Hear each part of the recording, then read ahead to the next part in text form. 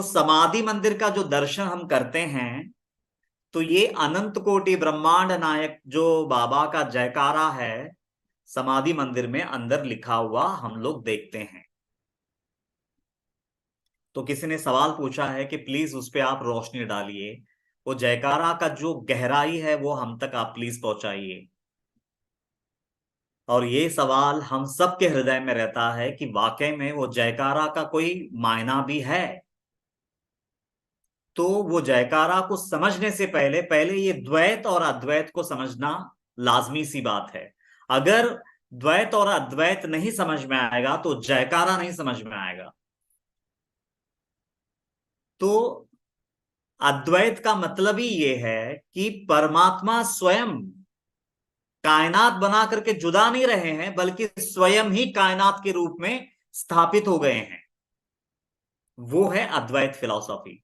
मतलब मैं अगर एक एक एग्जाम्पल के तौर पे बोल रहा हूं, अगर मैं यहां से दिल्ली जाता हूं तो दिल्ली को देख के मैं वापस आ जाता हूं। दिल्ली जुदा है और मैं जुदा हूं। लेकिन परमात्मा का दर्शन ऐसा नहीं है कि परमात्मा का दर्शन लेने के बाद आप अलग बचे रहे।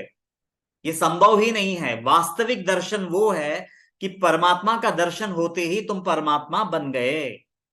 मैं शिरडी गया और बाबा का दर्शन कर आया, तो हमारी धारणा क्या रहती है कि मैं जुदा हूं और मेरे बाबा जुदा है, और मैं एक इंसान, एक जीव मात्र हूं और मेरे बाबा परमात्मा है, और मैं समाधि मंदिर में बाबा का समाधि का दर्शन कराया।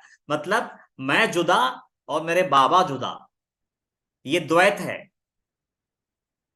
और अद्वैत दर्शन क्या कहता है कि जिनका तुम दर्शन करने गए हो तुम वही बन गए। वो है अद्वैत। मतलब दर्शन करने के बाद दर्शन करने वाला और जो ध्येय है वो दोनों एक हो जाते हैं। वो दोनों एक रूप हो जाते हैं। वास्तविक दर्शन वो है, रियल दर्शन। हम लोग जो दर्शन को समझते हैं कि मैं गया, खड़ा रहा और दूर से बाबा को नमन किया और मैंने दर्शन कर लिया और हम बड़े संतृप्त हो जाते हैं। लेकिन प्लीज, अद्वैत जो ज्ञान का शिखर है, जो टॉप मोस्ट अद्वैत वेदांत की गहराई है, अगर हम वहां तक पहुंचते हैं तो दर्शन का मतलब यह है कि जिनका दर्शन कर लिया मैं वही बन गया। अगर मैं साईं बाबा का दर्शन वास्तव में कर लिया तत्व ज्ञान की दृष्टि से, हां, तो मैं साईं बाबा ही बन गया। यह है अद्वैत सिद्धांत। तो अभी मैं, देखिए, इस अद्वैत को प्रतिपादित करता हुआ कबीर जी का एक दोहा है। प्लीज ये दोहे को अच्छे से समझना। कबीर जी कहते हैं, लाली मेरे लाल की, लाली मेरे लाल की जित देखूं उतलाल। लाली मेरे लाल की जित देखूं उतलाल, लाली देखन मैं गई हो गई लालम लाल। ये है अद्वैत। इसको कहते हैं अद्वैत। बात समझ में आ रही है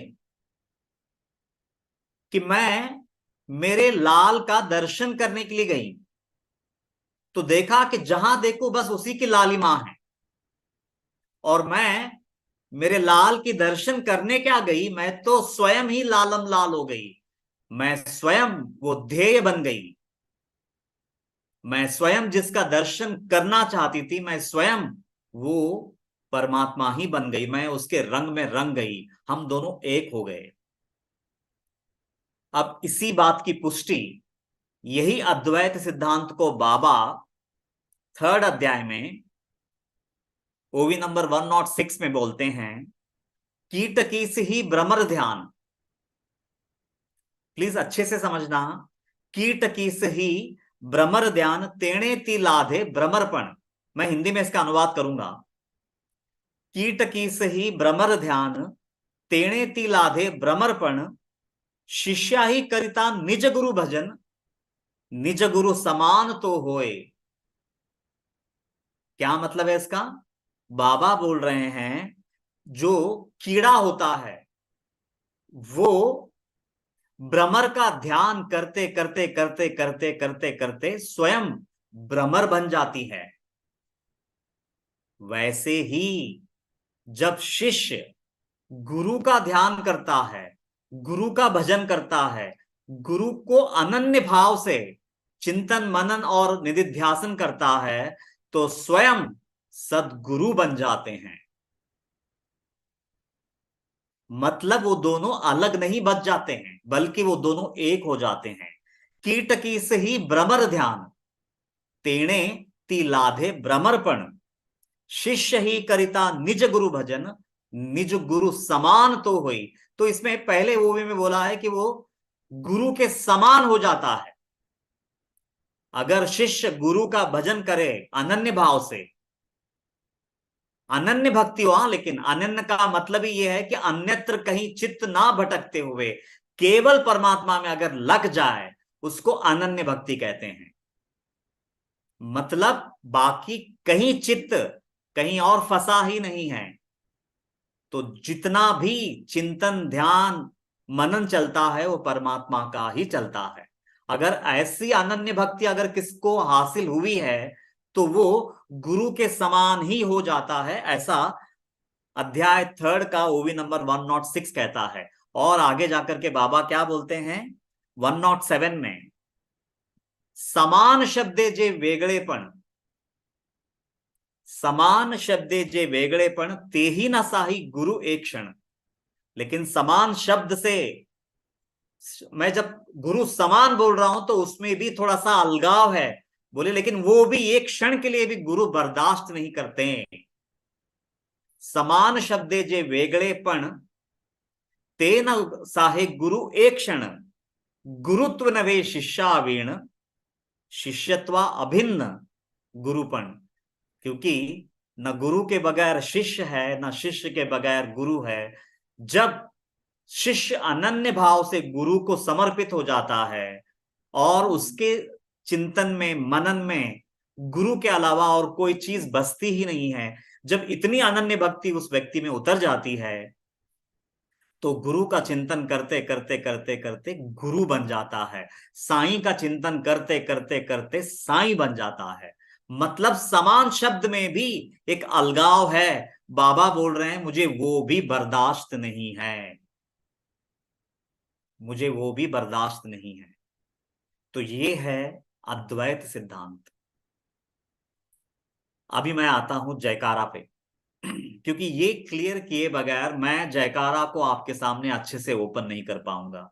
अभी देखिए, अनंत कोटि ब्रह्मांड नायक बोला है, अनंत कोटि ब्रह्मांड नायक राजाधिराज योगिराज परब्रह्म सच्चिदानंद सदगुरु साईनाथ महाराज की जय। यह है जयकारा। अब इसमें अनंत कोटि ब्रह्मांड नायक बोला है, तो अभी सारी दुनिया इसको कैसे लेती है मैं आपको थोड़ा सा मतलब पहले वो बता दूं। जैसा ये ब्रह्मांड है वैसा मालिक ने अनंत कोटि ब्रह्मांडों की रचना की है और वो हम नहीं जानते हैं। वो हमारे मतलब परसेप्शन से बाहर है, हमारे इमेजिनेशन के भी परे हैं। लेकिन अनंत कोटि ब्रह्मांड होंगे तभी तो बोला गया है, ऐसी हमारी कईयों की धारणा है। अनंत कोटि ब्रह्मांड नायक। लेकिन प्लीज इस बात को जरा अच्छे से समझिएगा, मैं इसीलिए अद्वैत अद्वैत कह रहा था क्योंकि ये पूरे जयकारा में अद्वैत की ही बात कर रहे हैं बाबा। देखिए, अनंत कोटि ब्रह्मांड नायक है, मैं तो उस बात में विश्वास नहीं करता जो चीज हमारे नजर के परे है। अरे ये ब्रह्मांड को तो अच्छे से समझ ले तो बाकी सारे ब्रह्मांडों के बारे में बाद में सोचेंगे। पहले जो मौजूदा ब्रह्मांड है जो सामने है हमारे, जो पल पल हम देख रहे हैं, जिसको अनुभव कर रहे हैं, पहले उसको तो समझ लेते हैं और फिर अनंत कोटि ब्रह्मांड है भी या नहीं उसके बारे में बाद में सोचते हैं। असल में ये जयकारा बोलने के पीछे मकसद यही है कि बाबा ही बोलते हैं कि मैं स्वयं ये ब्रह्मांड के रूप में अवतरित हो चुका हूं। मैं स्वयं ये ब्रह्मांड के रूप में तुम्हारे सामने प्रकट हो चुका हूं। तो इसका हर जर्रे जर्रे में मैं हूं, इसका हर जर्रा जर्रा मैं ही हूं, हर व्यक्ति मैं हूं। अब इन सब में 84 लाख योनियों में मानव जन्म जो है सबसे श्रेष्ठ है, ऐसा कहा है। अच्छा, ऐसा क्यों कहा है? बाकी सारी योनियों को वो मकाम क्यों नहीं मिला है, सिर्फ मानव जन्म ही क्यों श्रेष्ठ है? क्योंकि मानव जन्म ही वो जन्म है जिसमें अगर सदगुरु की मर्जी अच्छे से समझ में आए, उनके मन की भावना के हिसाब से अगर हम चल पाए, उनके कदमों के निशानों पे अपने कदम रख करके अगर हम उनके मंजिल तक पहुंच पाए, तो हम भी ब्रह्मांड के नायक हो सकते हैं, ये बताना है।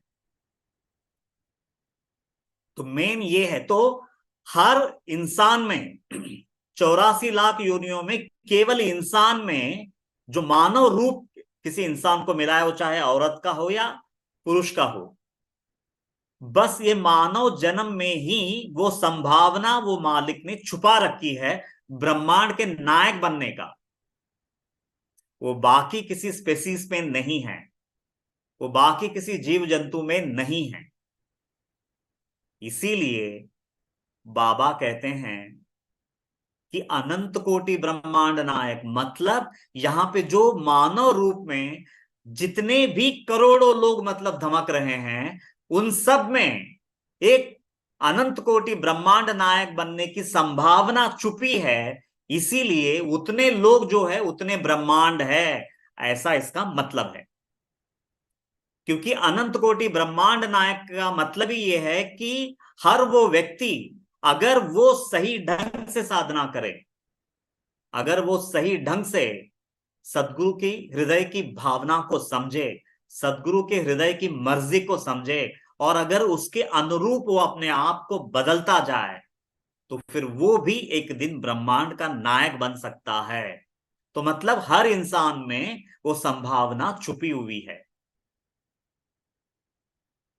इस लिहाज से हर व्यक्ति एक संपूर्ण ब्रह्मांड है, ये बोलना है बाबा को। इस लिहाज से अगर देखा जाए तो हर व्यक्ति एक ब्रह्मांड ही है।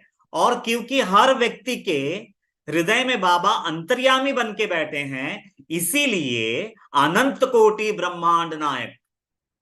मैं उम्मीद करता हूं आप अच्छे से समझ पा रहे हैं।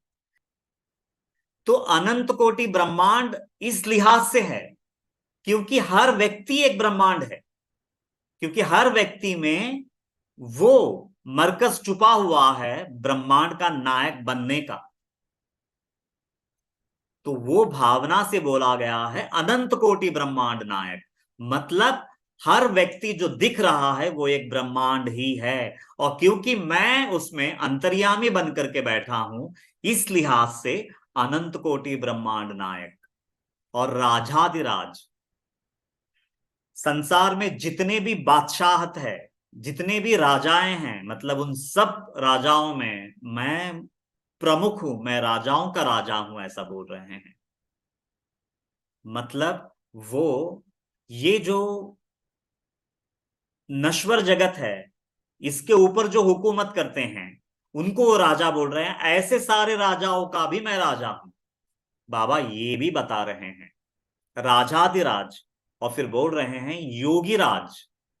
और जितने भी योगी ये संसार में पाए जाते होंगे, उन सब का भी मैं राजा हूं, क्योंकि मैं उन योगियों का भी राजा हूं, योगी राज। और फिर बोल रहे हैं पर ब्रह्म, और मैं पर ब्रह्म स्वरूप हूं। क्योंकि गुरुर ब्रह्मा गुरुर विष्णु गुरुर्देवो महेश्वरा, गुरु साक्षात पर ब्रह्म, तस्मै श्री गुरुवे नमः, ऐसा बोला गया है। तो मैं ये तीनों से भी ऊपर हूं, ब्रह्मा विष्णु महेश्वर से भी ऊपर हूं। ये तीनों भी मेरे अस्तित्व लेकर के इस दुनिया को बनाते हैं, चलाते हैं और मिटाते हैं, मुझसे सत्ता लेकर। इसीलिए मैं परब्रह्म हूं। तो अनंत कोटि का मतलब हम समझ गए। अनंत कोटि ब्रह्मांड नायक का, राजाधिराज, योगिराज, परब्रह्म, श्री सच्चिदानंद। और परमात्मा का वास्तविक स्वरूप क्या है? तो वो सत है, वो चित है और आनंद है। और हमारा स्वरूप जो है त्रिगुण है, रजोगुण, तमोगुण और फिर सत्वगुण।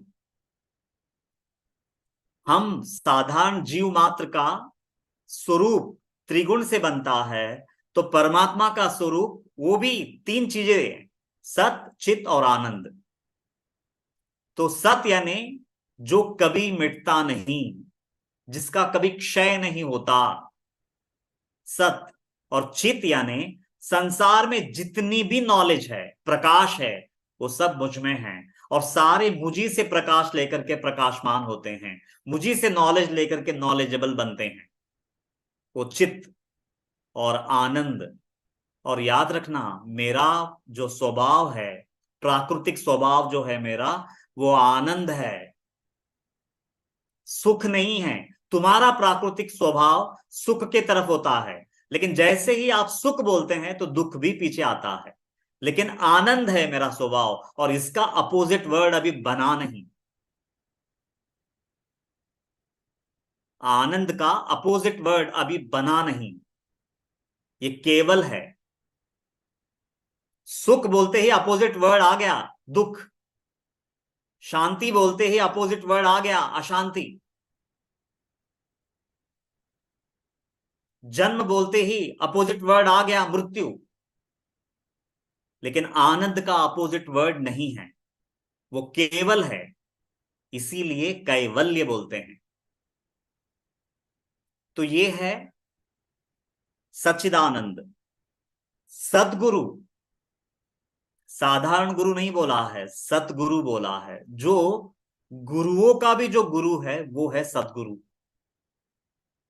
जो साधारण गुरुओं को भी जो रोशनी दे वो है सदगुरु। इसीलिए कबीर जी कहते हैं, तीरथ गए ते एक फल, तीरथ गए ते एक फल, संत मिले फल चार। संत यानी गुरु, अब यहां पे जो हमको रास्ता दिखाता है, सही क्या है गलत क्या है। एक साधारण संत यानी एक साधारण गुरु। संत मिले फल चार, सदगुरु मिले अनंत फल, कहत कबीर विचार। लेकिन जब बात सदगुरु की आती है तो कबीर जी कहते हैं कि वो अधिक फल, अनंत फल देने वाले हैं। तो यहां पे एक साधारण गुरु और सदगुरु में कबीर जी ने भेद कर दिया। जैसे एक घर में एक दिया है, दिए की रोशनी में अगर आप कुछ देख रहे हैं तो उसकी अपनी रोशनी है, लेकिन सूरज की अपनी रोशनी है, तो दोनों एक नहीं हो सकते। जिसको आत्मज्ञान हुआ है वो साधारण संत, वो साधारण गुरु, और जिसको तत्व ज्ञान हुआ है वो सदगुरु। ये है ना, ये इतनी बड़ी चीज है। हम लोग जस्ट जयकारा ऐसे ही बोल देते हैं, अनंत कोटि ब्रह्मांड नायक, राजाधिराज, योगिराज, परब्रह्म, सच्चिदानंद सदगुरु श्री साईनाथ महाराज की जय। और ऐसे साईनाथ महाराज के चरणों में मैं वंदन करता हूं और उनका जयकारा करता हूं। ऐसा बोल करके ये जयकारा खत्म होता है। तो जितना सिंपल लगता है ये जयकारा, उतना सिंपल है नहीं। मैं उम्मीद करता हूं आप लोगों के हृदय को शायद छू लिया होगा इसका जो गहराई है। और ये जयकारा को समझने के लिए अद्वैत वेदांत की गहराई को समझना बहुत जरूरी है। नहीं तो हम लोग है ना, हाँ शायद ये जो ब्रह्मांड है ऐसे अनंत कोटि ब्रह्मांड होंगे, फिर ये कल्पना में जिएंगे। लेकिन मैं चाहता हूं कि कल्पना भरी ज्ञान ना हो, क्लैरिटी भरा ज्ञान हो। यहां जो इंसानी चोला में जितने भी लोग यहां पे विचर रहे हैं वो सब एक चलता फिरता ब्रह्मांड है, मुझे ये बोलना है। वो सब एक चलता फिरता ब्रह्मांड है। क्योंकि उनमें वो ब्रह्मांड नायक होने की काबिलियत, संभावना मालिक ने छुपा रखा है। तो उस लिहाज से, क्योंकि इतने सारे करोड़ों लोग मतलब मानव शरीर में विचर रहे हैं, इसीलिए उन्होंने बोला कि अनंत कोटि ब्रह्मांड नायक, मतलब उतने लोगों के नायक है, क्योंकि हर व्यक्ति एक चलता फिरता ब्रह्मांड ही है। क्योंकि उसमें ब्रह्मांड नायक बनने की संभावना पूरी तरह से वो बीज मालिक ने हर इंसान में छुपा रखा है। बस वो बीज को कितने लोग फलवंत होने देते हैं, कितने लोग सदगुरु की मर्जी को जानते हैं, कितने लोग उस राह पे चल पड़ते हैं, सब उस पर निर्भर करता है। जो लोग उनकी मर्जी को जानते हैं, जो लोग उनकी दिखाए हुए राह को समझते हैं, अपनी मर्जी गिराते हैं, लेकिन उनकी मर्जी का ताज पहनते हैं, उनके वचनों को जीते हैं और उसके अनुरूप अपने आप को बदलते जाते हैं, बस वही व्यक्ति एक दिन ब्रह्मांड का नायक बनता है, ये बोलना है।